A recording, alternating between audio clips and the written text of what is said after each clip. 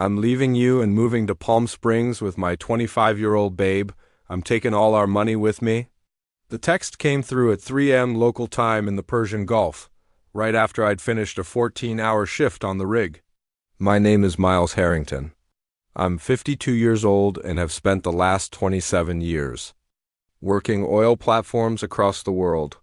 My hands were still greasy when I opened the message from Krista, my wife of 18 years. I stared at my phone screen as another message appeared. A screenshot of our joint account balance showing 02, where $142,000 should have been.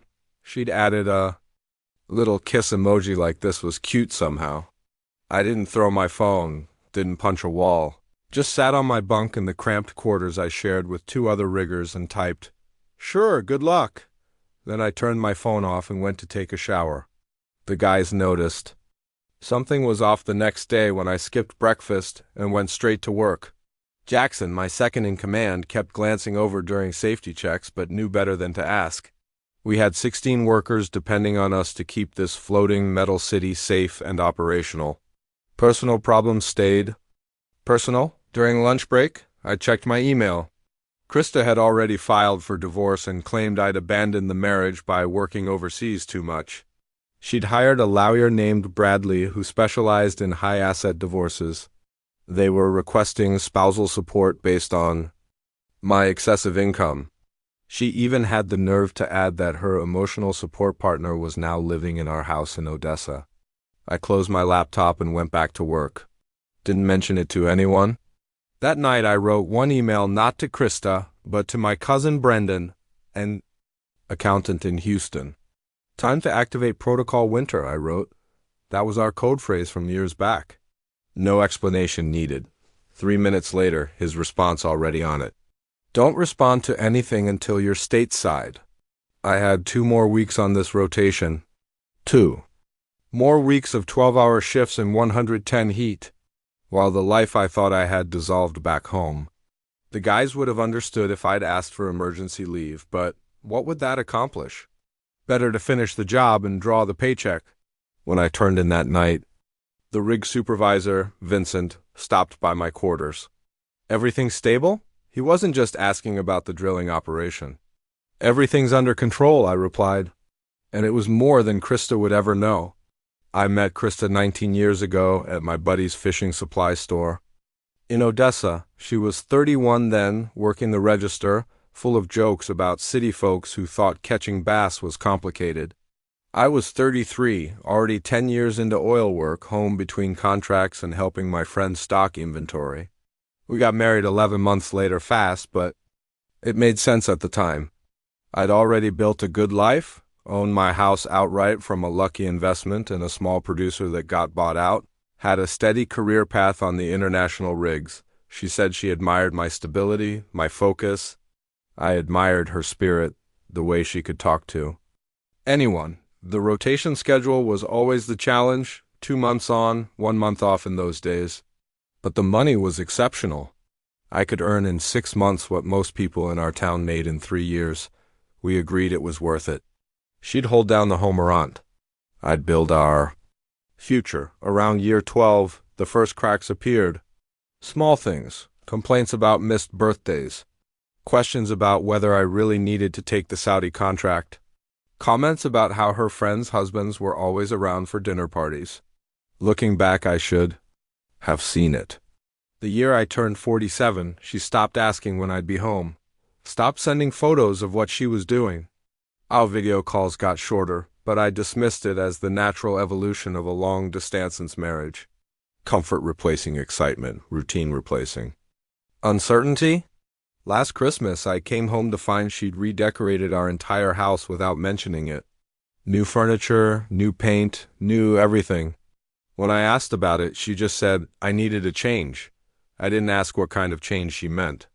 2 months ago, I noticed transfers from our joint account to one I didn't recognize. House repairs, she explained. The foundation needed work. I drove by the house before leaving for this rotation. No sign of construction, but there was a black Audi I'd never seen parked in our driveway. 4 weeks ago, she stopped answering my calls altogether. Just text saying she was busy with a new project. I almost flew home early then. Instead, I convinced myself to trust my wife of 18 years. 3 days ago, our neighbor Harold sent me a photo of a moving truck in front of our house. Thought you should? No was all he wrote. I didn't reply, just waited. Sometimes the best thing a man can do is nothing at all.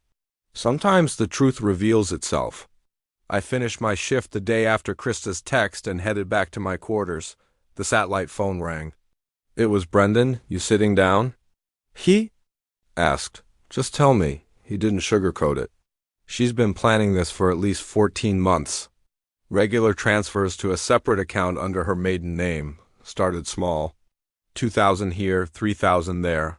Then bigger amounts over the last 90 days. Total of $214,000 moved, not just the $142,000 from your joint account. The room seemed to tilt sideways for a moment. That was significantly more than what showed in our joint savings. There's something else, Brendan continued. She changed your beneficiary designations on the life insurance policy 6 months ago, and she took out a $40,000 home equity line of credit against the house, forged your signature on that one. I sat on the edge of my bunk, suddenly aware of the deep hum of the rig's generators beneath me. 18 years together, nearly 2 decades of life shared, and she'd been methodically erasing me from it piece by piece for over a year. The guy I finally asked, Devin Forrester, 25, like she said, former personal trainer. No significant employment history in the last 3 years. 3 previous relationships with women over 45, each ended within 18 months. I didn't need the pattern spelled out and miles. Brendan's voice dropped lower. There are credit card charges for 2 one-way tickets to Palm Springs, dated for next Tuesday. That was 3 days from now. She hadn't just left me. She was disappearing, trying to vanish with everything before I even made it home. I hung up and sat in the darkness of my quarters for a long time. Didn't turn the lights on. Just sat there watching memories rearrange themselves in my mind like puzzle pieces falling into a different picture. The late-night phone. Calls she'd take outside, the sudden interest in fitness 3 years ago. The complaints about money despite our comfortable savings. What hit me hardest wasn't the betrayal. It was the planning, the calculated, patient dismantling of our life while smiling to my face, while accepting the money I sent home, while telling me she missed me. Something shifted inside me. Then the hurt crystallized into something harder, colder. I walked to my locker and pulled out my laptop. Accessed the email account only Brendan and I knew about. Logged into the holding company we'd established 8 years ago after I watched a colleague lose everything in a divorce. Winter Holdings, my grandmother's maiden name, and the creek running through our property combined. The account balance loaded, $1.6 million. I'd been diverting 70% of my income there for 8 years. Legal declared on taxes, but separated from our marital assets through the corporate structure Brendan had designed. I sent a single email to my lawyer in Houston. Proceed with Operation Cold Return. Then I closed my laptop and went to the Missal for coffee. For the first time in days, I felt hungry. I landed in Houston 38 hours after my rotation ended. Brendan met me at the airport, handed me a burner phone and a folder of documents. She's been calling your regular number nonstop since yesterday, he said as we walked to his car. The bank froze the account she transferred the money to. Standard procedure for large, unusual movements. They're requesting you come in person to verify. She doesn't know I'm back. No one does except me and Thomas. Thomas was my lawyer.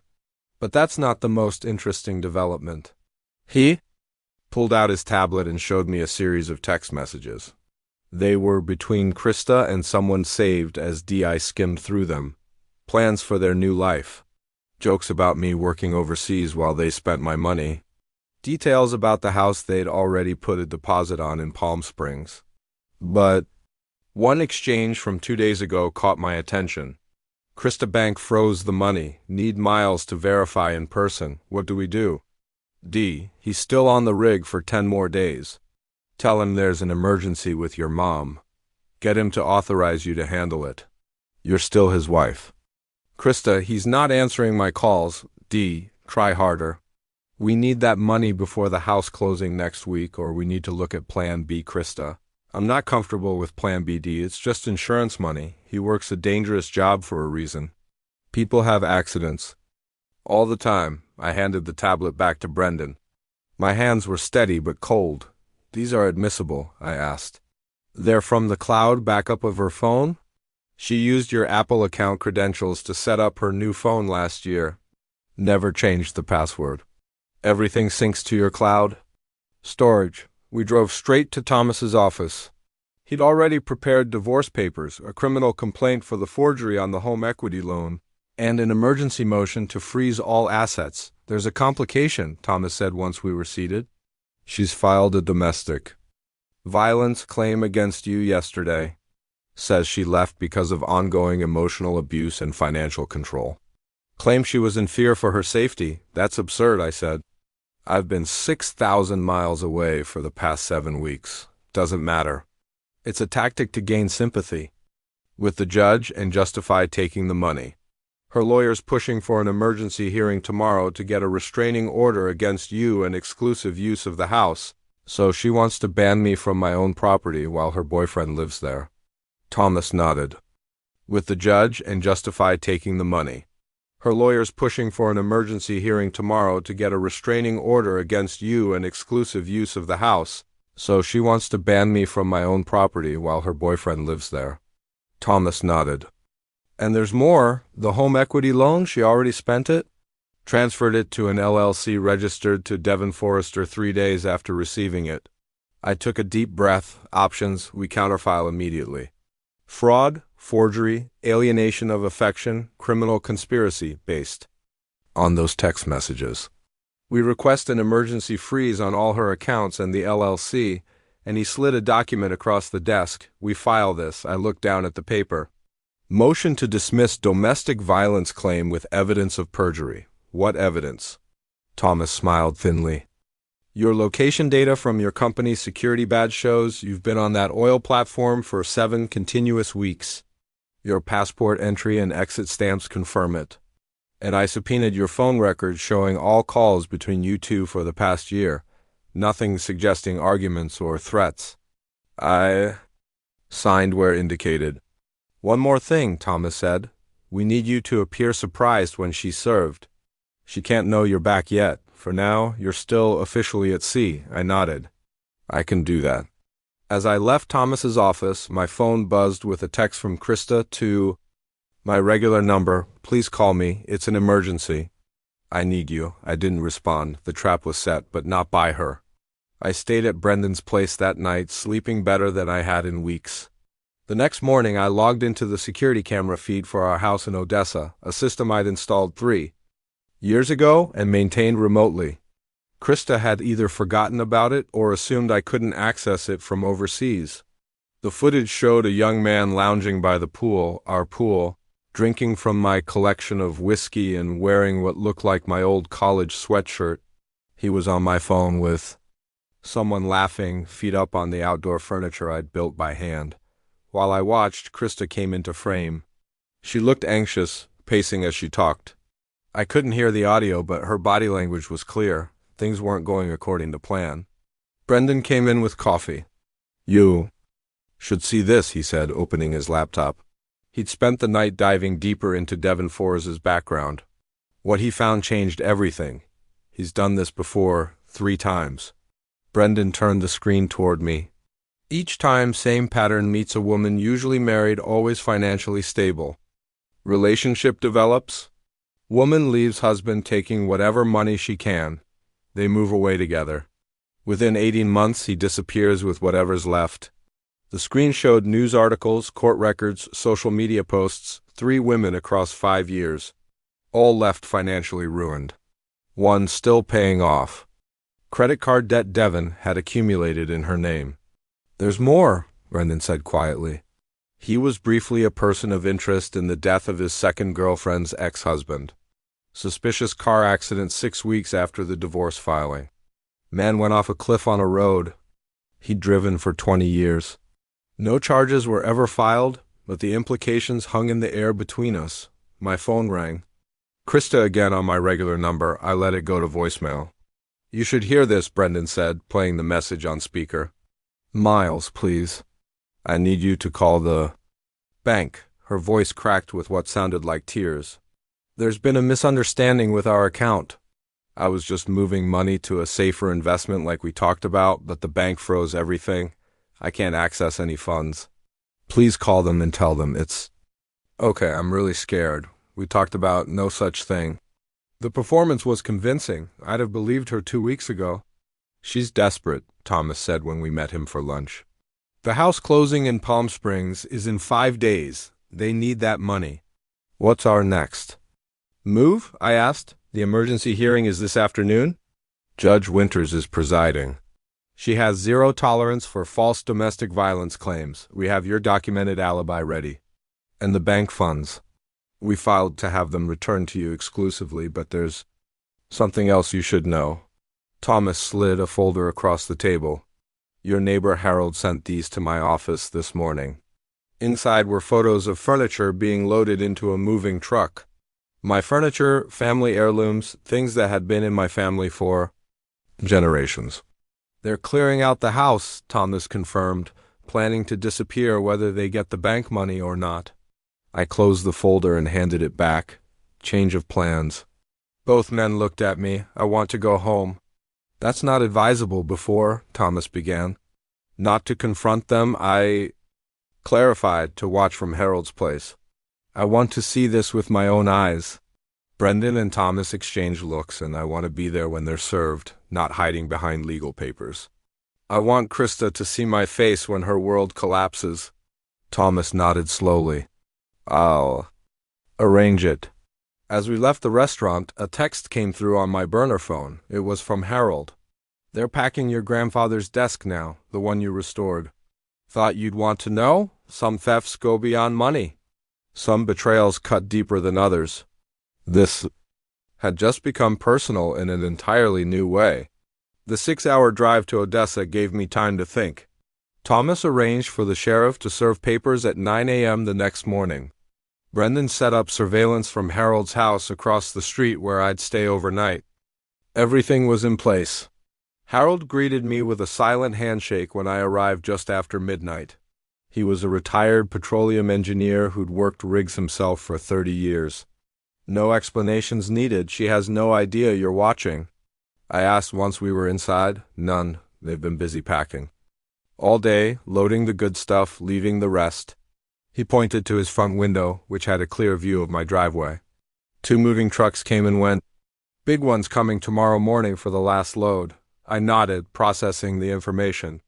Anyone else been by? Some. Woman with a clipboard yesterday looked like a real estate agent. That was unexpected. They're selling the house. Listing it looks like saw her taking pictures. I called Thomas, who promised to check property records first thing in the morning. At 3 a.m., unable to sleep, I sat at Harold's kitchen table reviewing the documentation Brendan had prepared. Bank records showing Krista's systematic draining of our accounts. Phone records revealing hours of calls to Devon going back over a year. Credit card statements showing hotel charges in our own town on days she claimed to be visiting her sister. There was a cold clarity in seeing the evidence laid out. Not just a momentary betrayal, but a calculated extraction, a deliberate dismantling of everything we'd built piece by piece. By sunrise, Thomas had texted confirmation. Krista had listed our house with a real estate agency 2 days earlier. Asking price was 30% below market value, priced for a quick sale. She'd forged my signature on the listing agreement.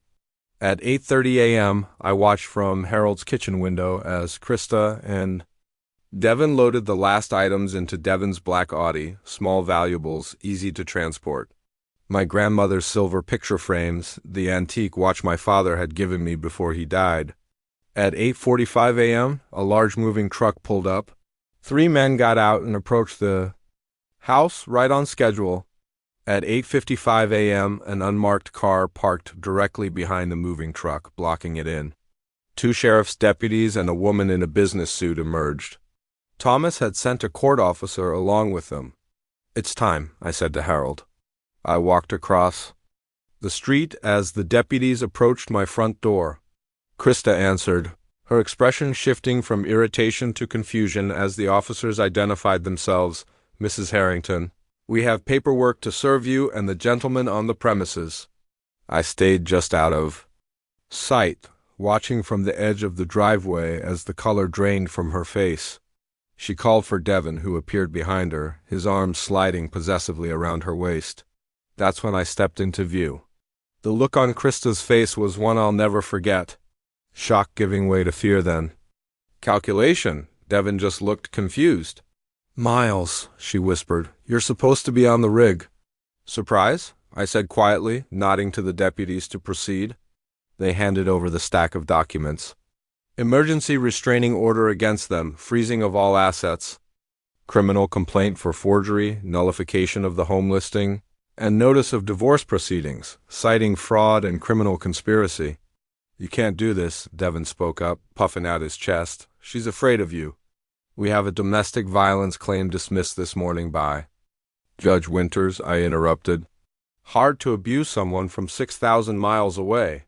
The judge was particularly interested in the text messages discussing your Plan B involving my insurance policy. His face went slack. Krista stepped forward, tears already forming. Miles, this is all a misunderstanding. I was just saving our documents. I finished for her, gesturing to the moving truck. Protecting our assets by emptying our house? Planning our future by selling our home without telling me? She had no answer for that. You have 30 minutes to remove personal items only, the court officer stated, clothing and toiletries. Everything else stays pending court inventory. As they went inside under supervision, I turned to walk away. Where are you going? Krista called after me. I didn't look back. Home. The hearing took place 3 weeks later. I sat at one table with Thomas, Krista, and her lawyer at another. Devin was conspicuously absent. He disappeared 2 days after being served, taking Krista's remaining cash and jewelry with him. A familiar pattern, just as Brendan had discovered. The judge reviewed the evidence methodically. Bank records, forged documents, text messages, location data. When she reached the messages discussing Plan B and insurance money, she stopped reading and looked directly at Krista. Mrs. Harrington, are you aware of the penalties for conspiracy to commit insurance fraud or worse? Krista's lawyer whispered urgently in her ear. It wasn't like that, Your Honor, Krista stammered. Devin was just joking. I never would have saved it for the criminal proceedings, the judge interrupted. This court's jurisdiction is the division of assets and dissolution of marriage. She continued, reading through the documents, occasionally shaking her head. When she finished, she set the papers down and removed her glasses.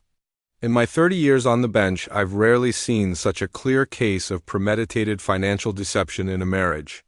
She looked at Krista. You systematically drained joint accounts while forging documents and planning to flee the state with marital assets.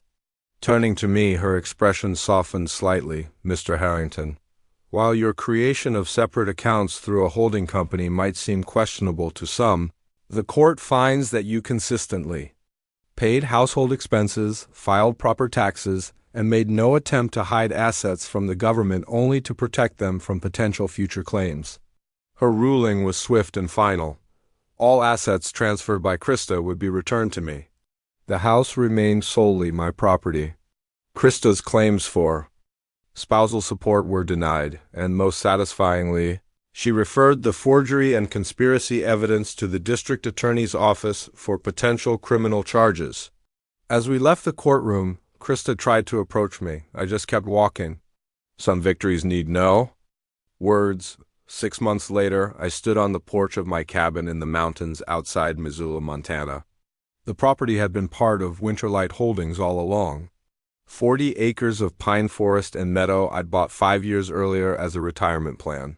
Krista never knew it. Existed. The forgery charges against her had been reduced in a plea deal.